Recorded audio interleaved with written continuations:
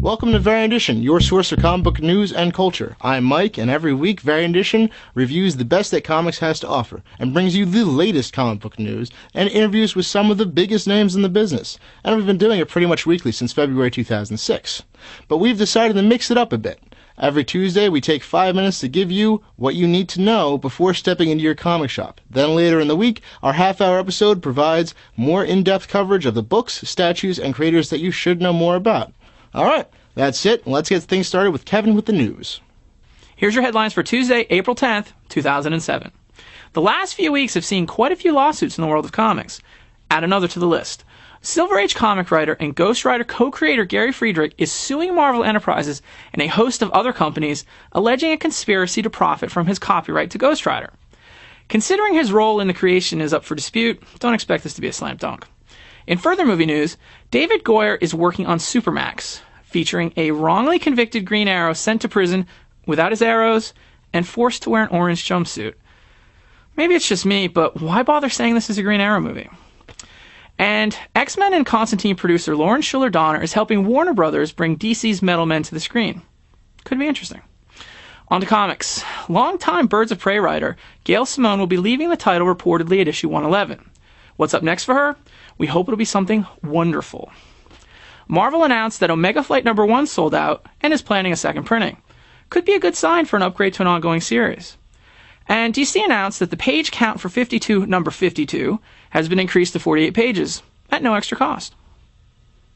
This week has some pretty big releases. All-Star Superman number 7 finally hits this week. This is a great series, so I say it's worth the wait. And for those wanting to catch up, you can pick up the first hardcover collection for only $20.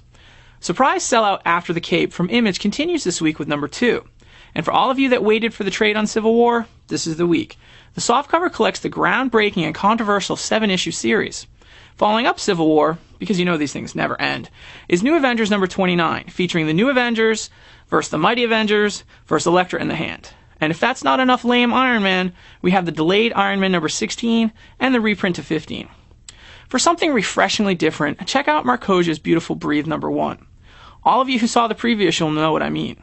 Or go literary, as Marvel goes the classic illustrated route with Marvel Illustrated Jungle Book.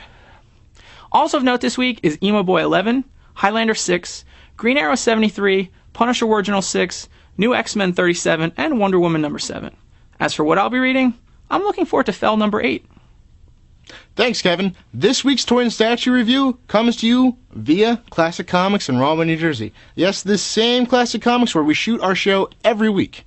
May 5th is Free Comic Book Day, and Classic Comics will be celebrating with, of course, free comics, a half-off back issue sale, and a huge graphic novel and statue sale.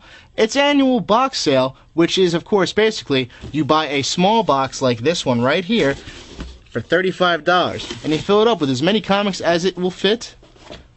And that's awesome. Fill up your background library and everything is all great and well. You can check out more details for this at ClassicComics.com. Okay, so last week we had this big thing come out. They did a really good job on it. You got the heroes on the one side, and you got the villains on the other, and that's a lot like Mount Rushmore, but for your books. So if you've got the extra cash to spend, you can use it on your bookshelf or in your library, if you're rich enough to have a library. Coming out this week is the long-awaited Superman Batman Series number 4 action figure set featuring a few figures that we have never seen before. And of course, animated Hellboy fans, take note. This week, Hellboy animated PVC sets ship this week. So, if you like the bust-ups they put out, you'll love this stuff. Bowen has, of course, the forgettable Spider-Man villain, the Prowler, as a mini bust, and the Black Cat. Even if the sculpt is good, it's not going to make Claws any better. That's all I'm saying. So you can use these two as paperweights or filler on a blank spot on your wall. Okay, that's it for Variant Edition Tuesday. Be sure to check out our regular half-hour version of Variant Edition later this week. Kevin has been having some problems with the footage that we shot, so it's been a little slow coming. But if you like the Friday coverage of the New York Comic Con, you're going to love what we have coming up. I don't even know if we can contain it into 2 episodes. 2 episodes, you say, is too small, so we'll see how that goes. And I'm sure Kevin is going insane with all that footage. Totally crazy. Cons are fun and exhausting, but it's not until we get home that the real work actually begins.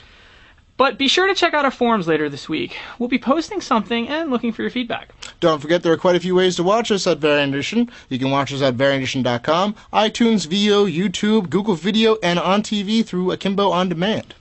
So that's it for Variant Edition Tuesday. We'll see you later in the week. You want to watch that one? Go Team Venture!